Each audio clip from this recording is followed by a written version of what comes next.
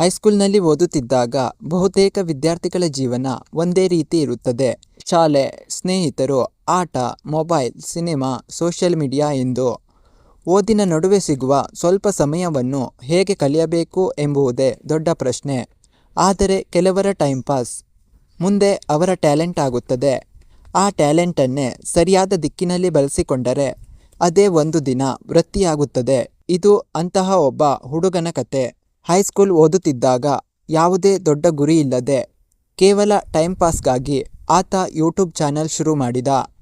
ಆರಂಭದಲ್ಲಿ ವೀಕ್ಷಣೆಗಳ ಬಗ್ಗೆ ನಿರೀಕ್ಷೆ ಇರಲಿಲ್ಲ. ವಿಡಿಯೋ ಮಾಡುವುದು, ಅಪ್ಲೋಡ್ ಮಾಡುವುದು, ಸ್ನೇಹಿತರ ಜೊತೆ ಶೇರ್ ಮಾಡುವುದು ಅಷ್ಟೇ. ಆದರೆ ಯೂಟ್ಯೂಬ್ನಲ್ಲಿ ವಿಡಿಯೋ ಹಾಕುತ್ತಾ ಹೋದಂತೆ ಒಂದು ವಿಷಯ ಆತನ ಗಮನ ಸೆಳೆಯಿತು. ಒಬ್ಬರು ನನ್ನ ವಿಡಿಯೋವನ್ನು ಕ್ಲಿಕ್ ಮಾಡಬೇಕಾದರೆ ಮೊದಲು ಏನು ನೋಡುತ್ತಾರೆ ಎಂದು ಉತ್ತರ ಒಂದೇ, ಥಂಬ್ನೇಲ್. ಒಳ್ಳೆಯ ವಿಡಿಯೋ ಇದ್ದರೂ ಥಂಬ್ನೇಲ್ ಆಕರ್ಷಕವಾಗಿಲ್ಲದಿದ್ದರೆ ಜನರು ಕ್ಲಿಕ್ ಮಾಡದೇ ಹೋಗಬಹುದು. ಇದೇ ಕುತೂಹಲ ಆತನನ್ನು ಥಂಬ್ನೇಲ್ ಡಿಸೈನ್ ಕಡೆಗೆ ಕರೆದೊಯ್ದಿತು. ಮೊದಲಿಗೆ ಆತ ಮಾಡುತ್ತಿದ್ದ ಥಂಬ್ನೇಲ್ಸ್ ಪರಿಪೂರ್ಣವಾಗಿರಲಿಲ್ಲ. ಕೆಲವೊಮ್ಮೆ ಬಣ್ಣಗಳು ಸರಿಯಾಗಿ ಹೊಂದಿಕೆಯಾಗುತ್ತಿರಲಿಲ್ಲ, ಕೆಲವೊಮ್ಮೆ ಟೆಕ್ಸ್ಟ್ ಜಾಸ್ತಿಯಾಗುತ್ತಿತ್ತು, ಕೆಲವೊಮ್ಮೆ ಡಿಸೈನ್ ತುಂಬ ಸರಳವಾಗುತ್ತಿತ್ತು. ಆದರೆ ಕಲಿಯುವ ಆಸೆ ಮಾತ್ರ ಬದಲಾಗಲಿಲ್ಲ. ಯೂಟ್ಯೂಬ್ ವಿಡಿಯೋಗಳನ್ನು ನೋಡಿ ಡಿಸೈನ್ ಕಲಿಯಲು ಶುರು ಮಾಡಿದ. ಬೇರೆ ಬೇರೆ ಕ್ರಿಯೇಟರ್ಗಳ ಥಂಬ್ನೇಲ್ಸ್ ಗಮನಿಸಿದ.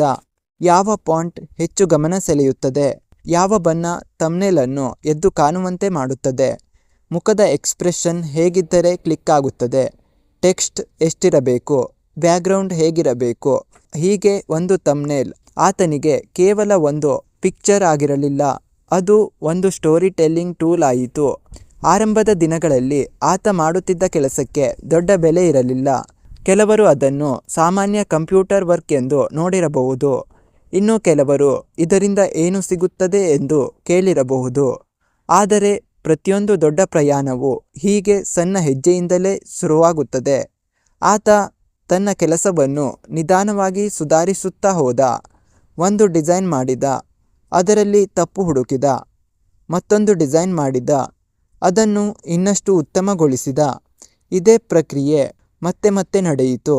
ಟ್ಯಾಲೆಂಟ್ಗಿಂತ ಪ್ರಾಕ್ಟೀಸ್ ದೊಡ್ಡದು ಎಂಬುದನ್ನು ಆತ ತನ್ನ ಪ್ರಯಾಣದಲ್ಲೇ ಅರ್ಥ ಮಾಡಿಕೊಂಡ. ಒಂದು ಹಂತದಲ್ಲಿ ತನ್ನ ಥಂಬ್ನೇಲ್ಸ್ ಮೊದಲಿನಂತಿಲ್ಲ ಎಂದು ಆತನಿಗೆ ಅನಿಸತೊಡಗಿತು. ಡಿಸೈನ್ ಬಗ್ಗೆ ತನ್ನದೇ ಆದ ಅಂಡರ್ಸ್ಟ್ಯಾಂಡಿಂಗ್ ಬೆಳೆಯುತ್ತಿತ್ತು. ಅಷ್ಟರಲ್ಲಿ ಯೂಟ್ಯೂಬ್ನಲ್ಲಿ ಶುರುವಾದ ಟೈಮ್ ಪಾಸ್ ನಿಧಾನವಾಗಿ ಒಂದು ಸ್ಕಿಲ್ ಆಗಿತ್ತು. ಇಂದು ಆತ ಕೇವಲ 20 ವರ್ಷದ ಯುವಕ. ಆದರೆ ಆತನನ್ನು ಗುರುತಿಸುವುದು ಕೇವಲ ಯೂಟ್ಯೂಬರ್ ಎಂದು ಅಲ್ಲ, ಥಂಬ್ನೇಲ್ ಡಿಸೈನರ್ ಎಂಬುದು ಈಗ ಆತನ ಗುರುತು. ಇದು ನೋಡಲು ಒಂದು ಸಣ್ಣ ಬದಲಾವಣೆಯಂತೆ ಕಾಣಬಹುದು, ಆದರೆ ಅದರ ಹಿಂದೆ ಹಲವು ವರ್ಷಗಳ ಪ್ರಯತ್ನವಿದೆ.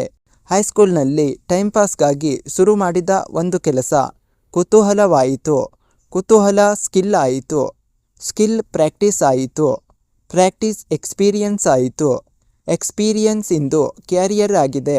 ಜೀವನದಲ್ಲಿ ನಾವು ಕೆಲವೊಮ್ಮೆ ನಮ್ಮ ಫ್ಯೂಚರನ್ನು ಹುಡುಕುತ್ತಾ ತುಂಬ ದೂರ ಹೋಗುತ್ತೇವೆ. ನನಗೆ ಏನು ಇಷ್ಟ, ನಾನು ಮುಂದೆ ಏನು ಮಾಡಬೇಕು, ಯಾವ ಕ್ಯಾರಿಯರ್ ಆಯ್ಕೆ ಮಾಡಬೇಕು ಎಂದು ಯೋಚಿಸುತ್ತೇವೆ.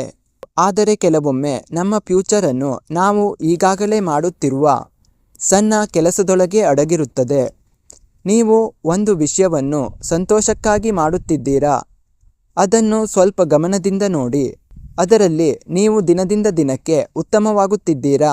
ಹಾಗಾದರೆ ಅದು ಕೇವಲ ಹಾಬಿ ಅಲ್ಲ, ಅದು ನಿಮ್ಮ ಪೊಟೆನ್ಷಿಯಲ್ ಆಗಿರಬಹುದು. ಈ ಯುವಕನ ಕಥೆಯು ಅದನ್ನೇ ಹೇಳುತ್ತದೆ.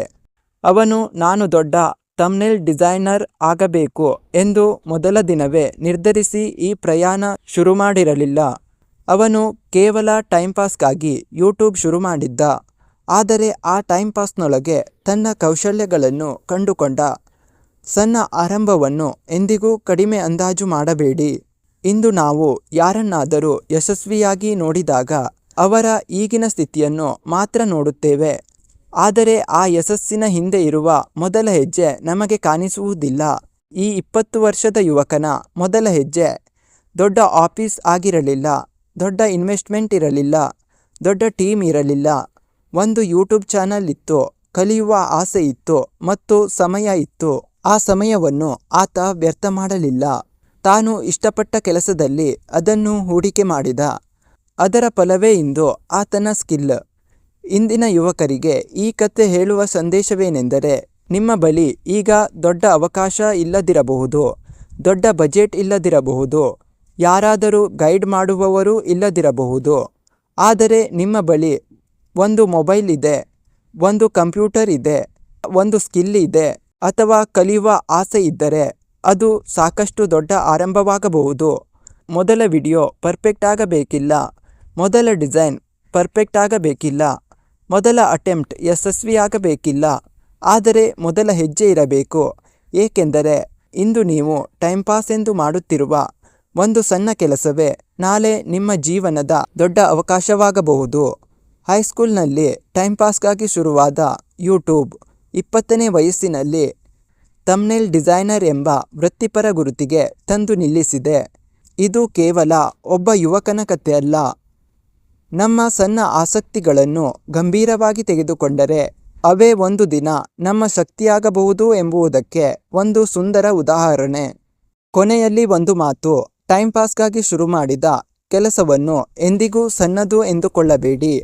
ಯಾಕೆಂದರೆ ನಿಮಗೆ ಅದು ಇಂದು ಟೈಮ್ ಪಾಸ್ ಆಗಿರಬಹುದು, ಆದರೆ ಅದೇ ಕೆಲಸದೊಳಗೆ ನಿಮ್ಮ ಟ್ಯಾಲೆಂಟ್ ಇರಬಹುದು, ಸ್ಕಿಲ್ ಇರಬಹುದು, ಕ್ಯಾರಿಯರ್ ಇರಬಹುದು ಮತ್ತು ನಿಮ್ಮ ಭವಿಷ್ಯವೂ ಇರಬಹುದು.